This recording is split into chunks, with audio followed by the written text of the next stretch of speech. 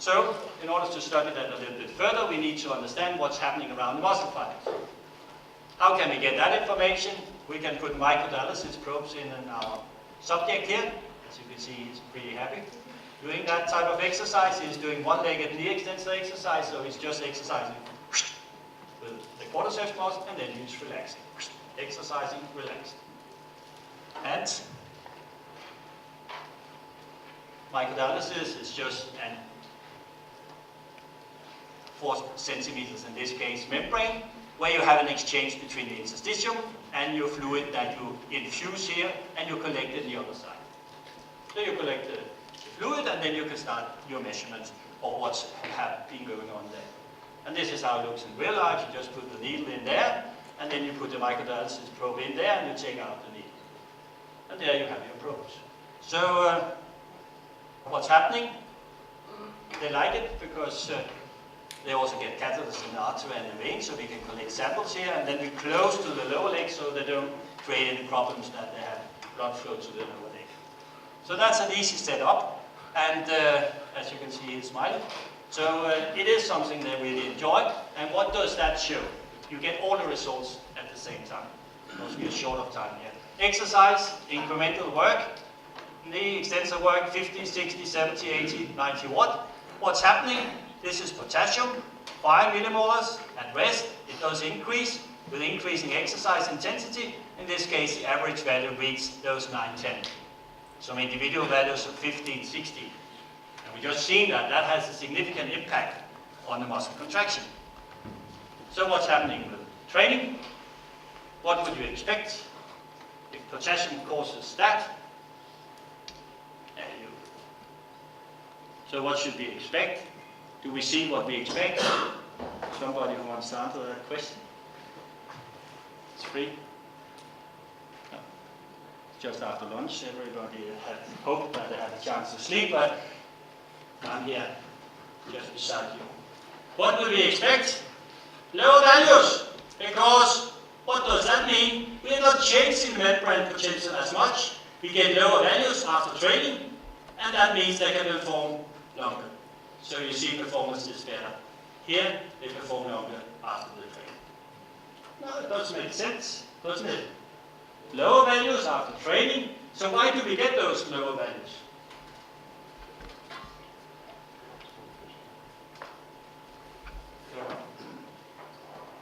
One possibility is actually we get more sodium-potassium pumps.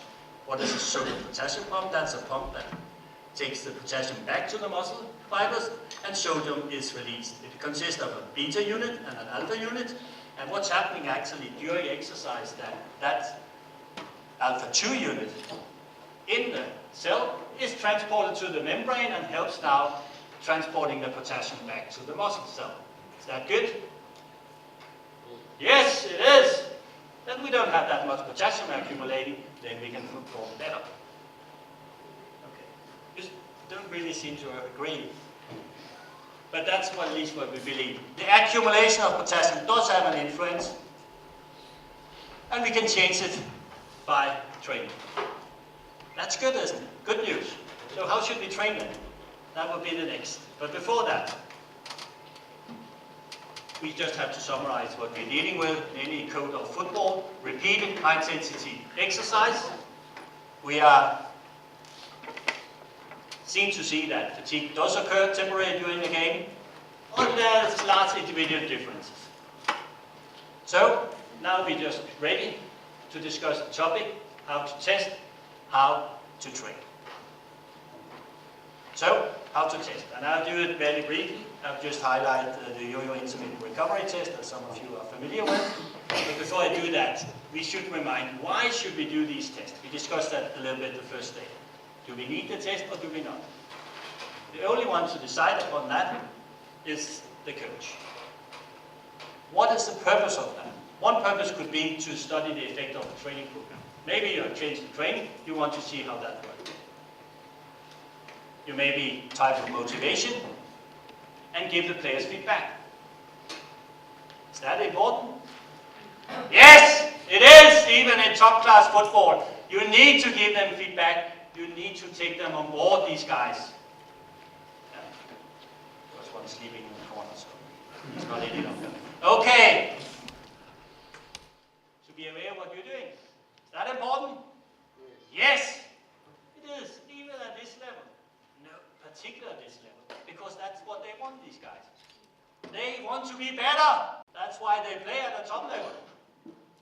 Everybody wants to be better. And now you have a tool suddenly to discuss what can be improved. Ready for competition? Yes, you have normal values, you have rehabilitation phase, and you look at what are the actual stages of that particular player. Short and long-term planning. Can we get an idea? Where are they now? Where do we want to go? What do we need to do? Seems to be reasonable questions. That's the questions we ask as coaches, anyway. But in order to make that successful, what do we need to do? We need to make a test that's appropriate for what we're dealing with. And Bangsbo, we did a first touch with him. Is that appropriate for him? Yes! He's a world-class player in the first touch, for example. So you can have a test of the first touch. And you may not need to do a test because, as a coach, you can observe whether that works or do not work. But for some aspects, it may be useful actually to have objective measures. And the yo-yo intermittent recovery test can be used in terms of getting an idea about the ability to perform repeated high-intensity work. It's a recovery test. It's not always they feel it like a recovery test, but we're going to be testing the ability to be able to recover from the previous exercise. They have 10 seconds to recover, and then they do another 2 times 20 meters. So it's a recovery test. Let us just briefly go through that then. There are 2 levels. One is starting at a higher speed, and that's the level 2, and then it increased the speed rather rapidly, as you see here, compared to the level 1 test. The level 1 test is for players that are not that well trained. The level 2 are for top class players. Heart rate measurement. Yes, you get an increase in heart rate, as you do see. This is the level 1.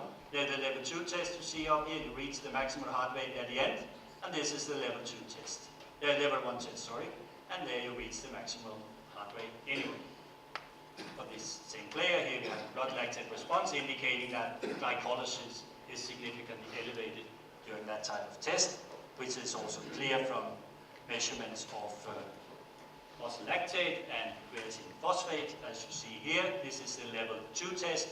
This is rate of lactate accumulation in the last part of the test compared to the level 1 test. So you see a significantly higher elevation of anaerobic energy production, also indicated by a higher utilization of creatine phosphate.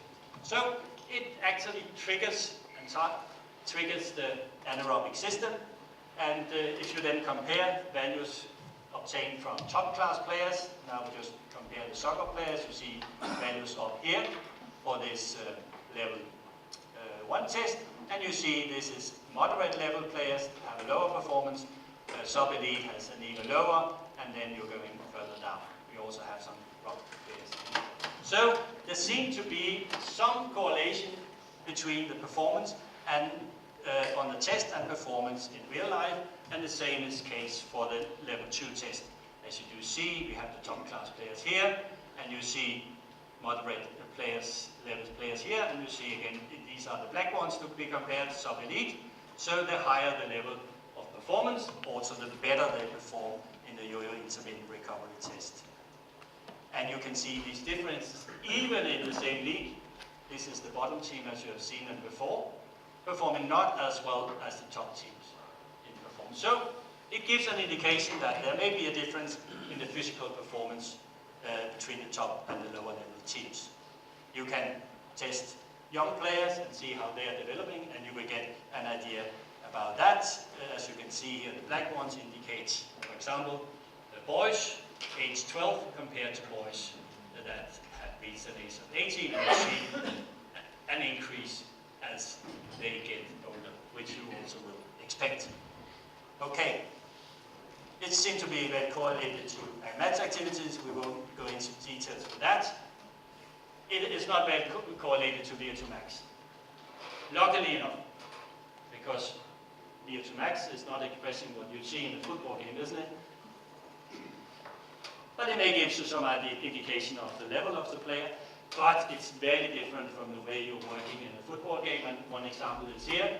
The same VO2 max value gives two very different performance measured in terms of the yo-yo intermittent recovery test. So VO2 max may provide you with some information, but it's not very specific for any of the football coaches. Okay, and that's also indicated here because this shows changes, for example, in the preseason, and here you have changes in the yo-yo intermittent recovery test of about 30%, and for the same players you had a 3 to 4% increase in VO2 max. So you don't see those changes just by measuring the maximum oxygen. Okay. You will see a poster by Magni Morsum, and he will show you some changes during the season in terms of yo-yo intermittent performance. And here you see the typical performance improvement in the preseason and what's happening during the season. Some players are maintaining their level, and some players have a significant decrease. Did you detect that as a coach? Yes, hopefully you did, and understood that this guy was supposed to be doing more. But apparently, his coach didn't do that because his performance was not as good as it was when he started the season. So, simple way to actually detect where you have a change in performance. And that's what it says here, and you can read that better than I can say it. So, these are these things. So, training, how do we do this now? This is rather easy because we just stick with our type of training, aerobic, anaerobic training, and specific muscle training. You can subdivide that into different categories, and then you know exactly what you are training. That's the first thing, to understand what you're doing. Next thing is to understand how it does affect the player, and next thing is actually to understand when to do what. But let me just highlight this then, the aerobic and anaerobic training performed as drills. We discussed that the first day as well. There have been a number of studies that have focused on actually whether that type of training can have the same effect as when you're running. And this is one of the studies where they compared running 4 times 4 minutes at 90 to 90% of maximum heart rate with different types of drills. And you have to answer the next question, which are the one with running and which are the one with playing. Now we can first see there's not much difference. What does this figure show us?